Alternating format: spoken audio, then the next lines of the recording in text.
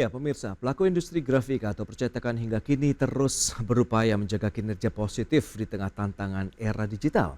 Persatuan Perusahaan Grafika Indonesia menyatakan bahwa tingkat utilisasi industri grafika saat ini hanya sekitar 50%.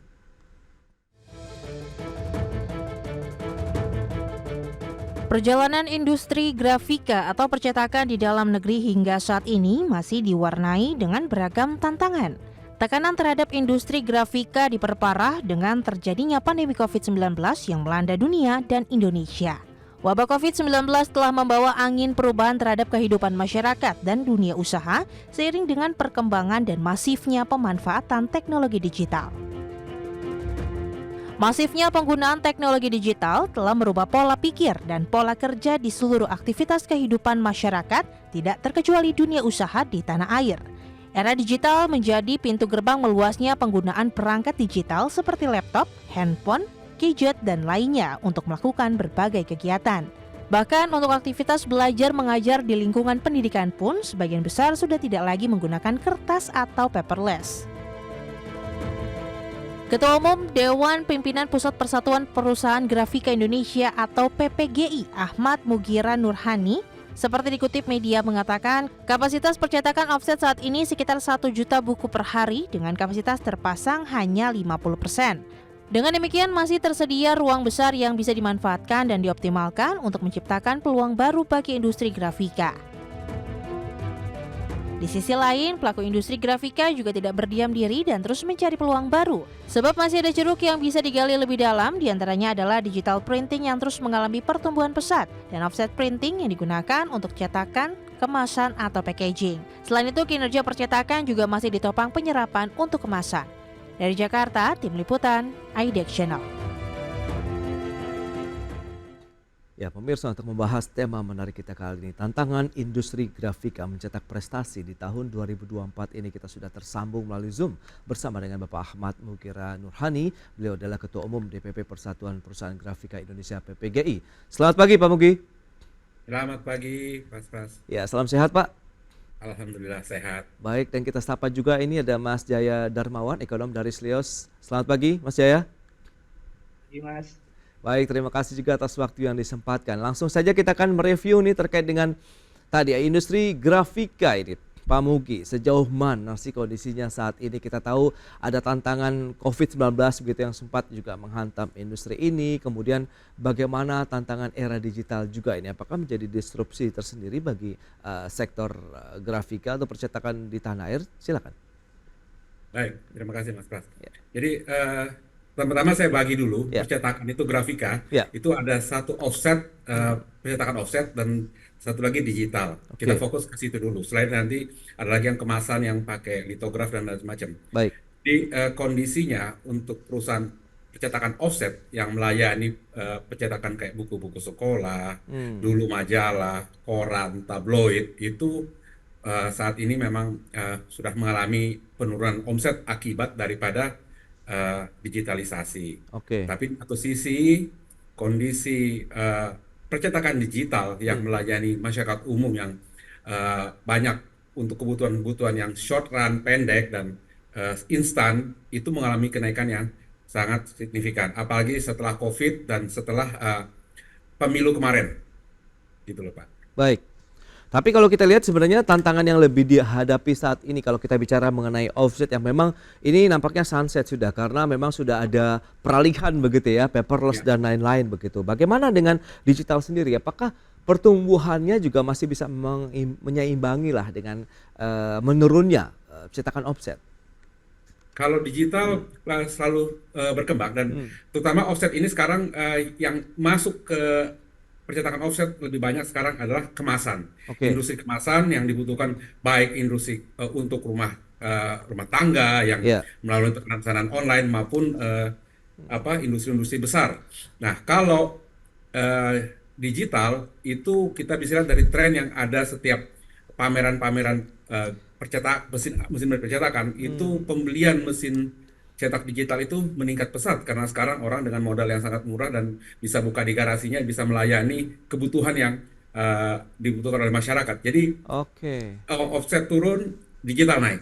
Oke, nah outputnya seperti apa? Kalau offset tadi kan ada misalnya buku sekolah, majalah, koran dan lain-lain. Kalau untuk yang digital ini seperti apa?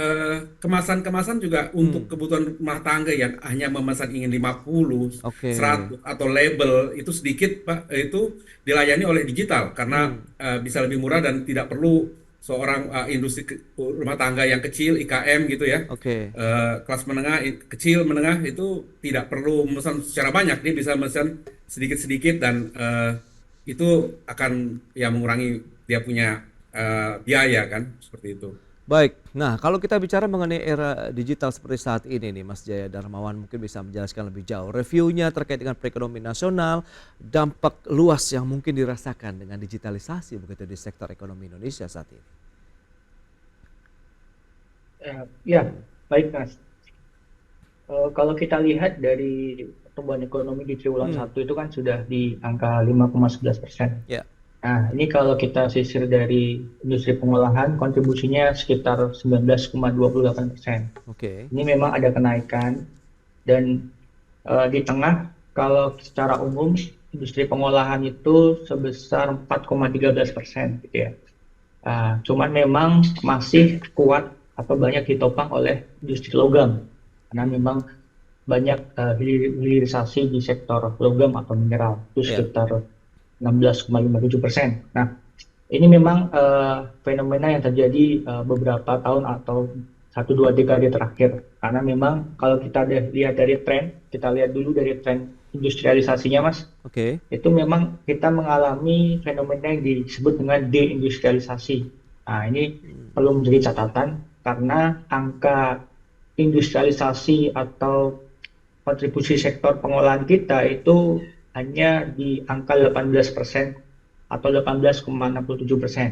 Ini yang menjadi catatan pertama saya. Nah, bagaimana eh, teknologi digital gitu ya masuk di dalam sektor ekonomi kita. Ini kalau kita lihat dari satu sisi, misalkan data Susenas dari BPS dengan indikator telepon seluler, dengan indikator akses internet atau penduduk yang mengakses internet, oke.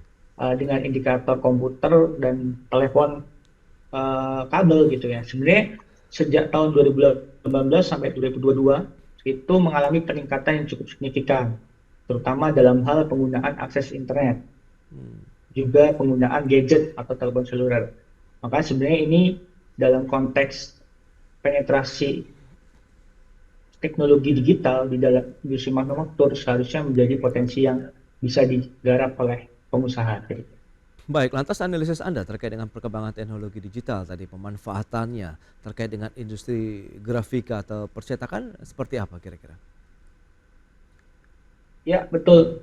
Memang kalau dari pengamatan saya, Mas, Hmm, memang kalau kita lihat tren global juga ya, ya. sebenarnya beberapa prediksi misalkan dari Future Job Hmm, dari World Economic Forum itu 5 tahun ke depan misalkan teknologi 3D atau 4D printing itu akan eh, memiliki pangsa pasar 28%. oke. Nah, ini bisa jadi juga mendapat kontribusi dari negara-negara berkembang seperti Indonesia. Nah, Hmm, yang pertama itu, yang kedua, memang kalau dilihat dari teknologi yang ada sekarang, dari sektor percetakan ini mengalami penetrasi teknologi yang masih belum menyeluruh ya Mas ya, gitu ya. hmm. Atau sudah ada beberapa perusahaan yang mengimplementasikan tapi belum menyeluruh. Tapi memang seperti yang Bapak Mugi sampaikan tadi di sektor kemasan gitu ya, itu mengalami peningkatan yang cukup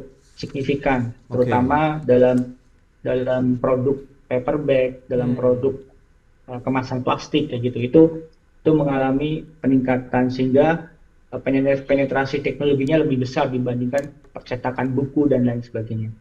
Baik, Pak Mugi, lantas bagaimana dengan utilisasi kalau tadi Mas Jaya sudah memberikan informasi bahwa pemanfaatan teknologi tadi memang masif, tapi kalau di sektor percetakan nampaknya belum semasif dengan sektor-sektor lainnya dalam artian mungkin dari sisi penerapan teknologi, biaya dan lain-lain mungkin yang mungkin bisa dicermati nih Pak Mugi. Baik. Kalau kami yang terutama Ya. masih berkutat dalam pencetakan offset itu ada musimnya, Mas, Hmm. Mas Prasetyo. Jadi kalau musim sebelum tahun ajaran baru, nah itu penuh biasanya antara bulan Maret sampai bulan Juni itu Hmm. cetakan penuh. Oke. Tapi setelah itu, kalau dulu mulai September itu mulai cetak kalender, sekarang orang sudah sedikit yang cetak kalender. Buat perusahaan-perusahaan Hmm. udah jarang juga cetak-cetak Oke. kalender dan macam-macam. Ya. Jadi kalau lihat utility ya saya pikir nggak sampai 50% Hmm. dari kapasitas yang terpasang saat ini. Tapi tadi Pak Jaya juga sampaikan memang kita packaging itu mengisi ruang-ruang kosong di antara yang kosong itu Pak. Jadi kayak mulai cetak kardus, lalu mencetak sampai shopping bag seperti itu. Ya. Ya. Apalagi dengan adanya kemarin larangan pakai plastik, pesanan shopping bag kertas itu meningkat Pak. Seperti Hmm, itu. baik, baik. Nah, bicara mengenai ketersediaan bahan baku, menarik ini untuk industri grafika. Apakah masih bisa disupport dari dalam negeri atau juga full import? Tapi tahan dulu jawabannya. Kita akan bahas nanti di segmen berikutnya, Pak Mugi dan juga Mas Jaya. Pemirsa, pastikan Anda masih bersama kami.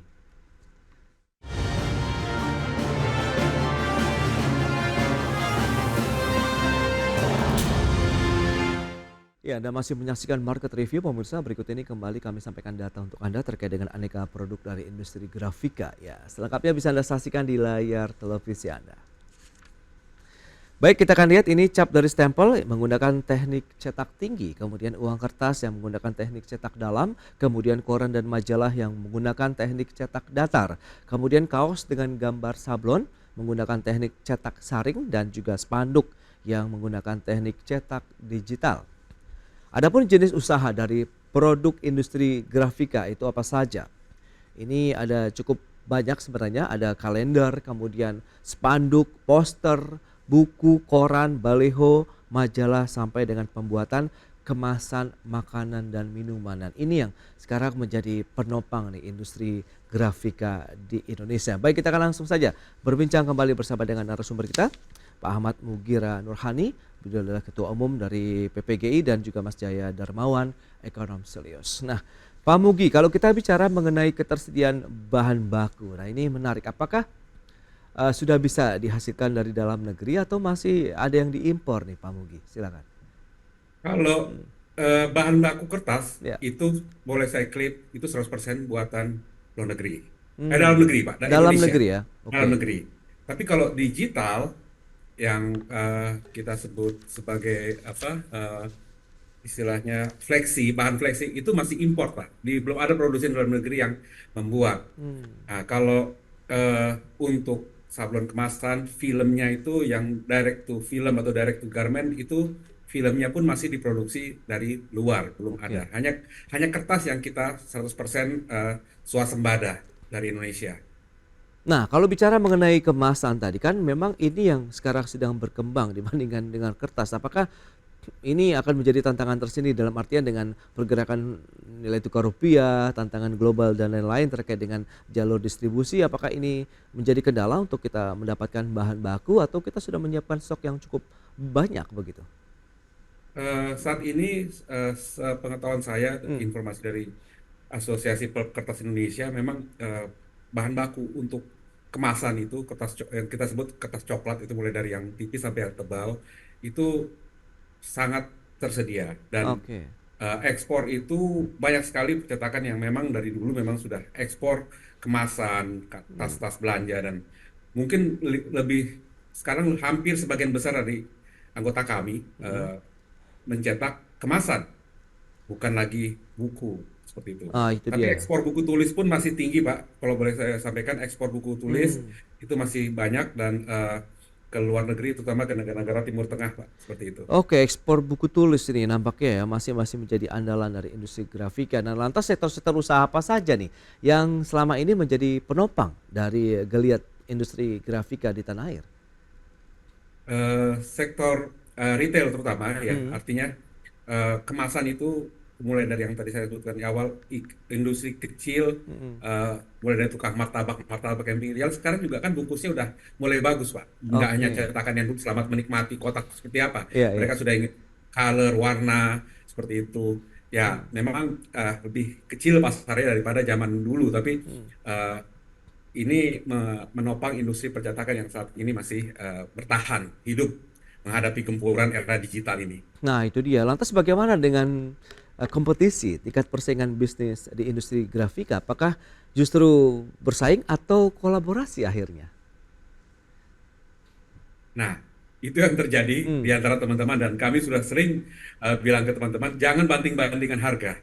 Karena oke. nanti kalau banting-bantingkan harga, akhirnya bunuh diri sendiri. Karena Hmm, persaingan ini sangat ketat, Pak. Dan jangan mau, ya terserah, kadang-kadang diadu domba juga. oke. Dari toko sebelah harga segini, dari toko sini harga segini. Oke. Nah, Anda bisa lebih murah atau enggak? Nah, jangan mau seperti itu. Iya, iya. Karena nanti kalau enggak, ya udah. Akhirnya kita punya juga uang untuk memaintain mesin, untuk mengganti Hmm, mesin yang lebih baru, iya, kalau iya. mesin kita sudah tua. Jadi saya selalu sampaikan ke teman-teman, ya, harga yang wajar, hitung bahwa kita harus investasi lagi dalam 3 tahun, 4 tahun. Karena mesin itu ada umurnya, Pak. 5 tahun itu harus diganti Oh, yang baru, kalau bisa ya. Kalau oke. enggak, orang meninggalkan juga karena Hmm, mesinnya sudah udah tua lah istilahnya.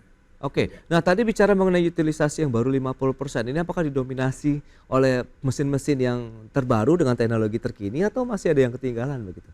Ya, 50% itu rata-rata mesin-mesin cetak yang lama, Pak, mesin web, mesin-mesin Oke. cetak buat tabloid, koran, atau percetakan buku. Mm-mm. Karena tadi saya bilang, musim cetak buku itu sekarang cuma hanya 3 bulan dalam 1 tahun. Ya, Oke. banyak seperti itu. Ya, jadi sisanya itu yang diisi oleh mesin-mesin. Jadi sekarang percetakan udah jarang yang jalan 24 jam, 7 hari seminggu.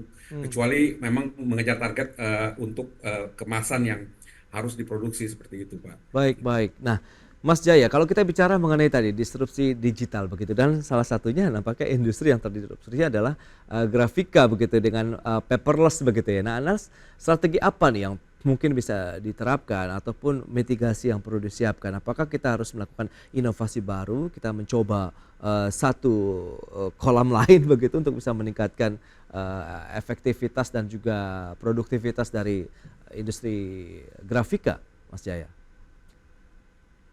Ya, menarik tadi ya dari Pak Mugi ya, Ya, ternyata persaingan usahanya cukup ketat. Ini ada hal yang bisa kita ambil pelajaran dari sektor ekonomi digital, Bapak. oke. Ekonomi digital itu kan banding harganya juga sangat kencang ya, sangat kencang ya antara satu aplikasi dengan yang lain, antara satu e-commerce dengan yang lainnya. Tapi malah menyebabkan eh, pembakaran uang yang terlalu besar, pembakaran modal yang terlalu besar sehingga malah mengalami beberapa kebangkrutan gitu. Oke. Nah, ini yang dilihat sebagai fenomena tax winter, di Mhm. mana adanya penurunan valuasi dari ekonomi digital karena memang persaingannya terlalu ketat, terlalu besar kayak gitu. Nah, bahkan valuasinya itu menurun hingga sampai 109 miliar valuasi dari eh, ekonomi digital di Indonesia. Ini bisa jadi pelajaran. Memang persaingan perlu disikapi, ditata kelola dengan baik, terutama di level asosiasi. Nah, dengan industri grafika gitu ya. Apa sih yang perlu kita antisipasi Ya. dari berbagai report yang ada terkait bagaimana transformasi bisnis ke depan itu sangat terkait dengan digital dan lingkungan. Memang yang pertama yang bisa kami sarankan adalah penting untuk memulai investasi di bidang SDM. Hmm. Ini terkait dengan upskilling dan reskilling terkait dengan teknologi digital. Karena bagaimanapun beberapa proyeksi masih menempatkan manusia sebagai sosok penting di dalam pengambilan keputusan. Setidaknya hingga angka 34% dalam 5 tahun ke depan. Mungkin kalau di Indonesia agak tertinggal bisa lebih besar lagi. Oke. Nah, itu ya. Yang kedua adalah penting, ya tadi sudah di-mention juga bahwa penting kolaborasi, Pak. Hmm. Kolaborasi antar sektor, terutama di internal asosiasi ya gitu ya. Oke. Begitu juga dengan sektor lain, misalkan dengan pemerintah, dengan lembaga penelitian, karena basis pengambilan keputusannya harus berbasis evidence base agar tidak terjadi penyimpangan di dalam pengambilan keputusan. Begitu, Pak. Baik. Lantas Pak Mugi, bagaimana dengan tantangan yang masih menyelimuti tingkat persaingan bisnis yang semakin ketat begitu terkait dengan proyeksi target pertumbuhan dari industri grafika justru di era digital ini seperti apa? Apakah tadi ceruk ekspor begitu yang masih bisa diandalkan begitu untuk ekspor buku atau kita bisa fokus saja untuk pasar pangsa dalam negeri tapi lebih ke arah yang tadi digital printing dan lain-lain? Baik, jadi kalau strategi yang banyak dihadapi oleh sekarang dilakukan oleh teman-teman ialah mengcombine antara offset dan digital. Tapi yang lebih penting ialah mempunyai kreativitas yang tinggi dalam melakukan desain dari suatu produk, Oke. desain kemasan itu yang ditawarkan karena Ya, itu ya. yang mungkin anak-anak muda sekarang itu yang lebih senang bekerja menjadi desainer daripada menjadi seorang operator mesin cetak. Oh, Nah, baik, baik. ya, itu masih bisa dieksplor kok, masih banyak di Indonesia ini celah, jadi nggak usah repot-repot ekspor. Kita secara lokal aja kita penuhi dulu kebutuhan daripada industri-industri kecil dan menengah yang Ya. rumah tangga yang ingin mengeksplor produk yang lebih bagus, kita memberikan desain yang bagus, lalu dicetak. Nah, produknya itu nanti bisa dijual atau diekspor seperti itu. Baik, tapi kalau misalnya dengan tantangan tadi, bagaimana Anda melihat begitu proyeksi di tahun 2024 ini? Apakah juga nanti dengan investasi, bagaimana kolaborasi dan menciptakan desain baru ini bisa menjadi solusi? Ya. Jadi kalau memang kalau digital printing dan kemasan, saya pikir sesuai dengan kalau ekonomi Indonesia naik, itu juga kebutuhan akan naik. Karena tidak ada barang yang keluar dari pabrik tidak dikemas. Harus ada dus, harus ada kotak, harus Ya. ada gitu juga makanan, harus ada dus, ada kotak. Nah itu adalah peluang yang masih bisa ditangkap oleh industri lokal. Jadi kita harapkan juga pemerintah melarang tuh, jangan sampai kemasannya, packagingnya dicetak di luar, lalu buat bungkus di Indonesia. Itu yang kita Ya, harapkan ya. dari pemerintah. Itu Seperti dia, berarti memang lagi-lagi perlindungan ya terhadap industri Perlindungan. dalam negeri begitu bagi pelaku usaha juga untuk bisa menjalankan bisnis mereka juga dengan iklim usaha yang Ya. adil dan merata, dalam artian di situ ada kesetaraan begitu ya. Pak Mugi, terima kasih banyak atas waktu sharing yang sudah Anda sampaikan terkait dengan industri grafika di Indonesia. Kemudian Mas Jaya, makasih juga atas insight yang sudah Anda berikan terkait dengan sektor investasi khususnya tadi dari industri pengolahan di Indonesia. Terima kasih, selamat melanjutkan aktivitas Anda kembali. Salam sehat Pak Mugi, Mas Jaya. Sampai berjumpa Terima kasih kembali. Mas Pras. Selamat siang. Baik pemirsa, 1 jam sudah saya menemani Anda dalam Market Review. Perbaharui terus informasi Anda hanya di IDX Channel, your trustworthy and comprehensive investment reference.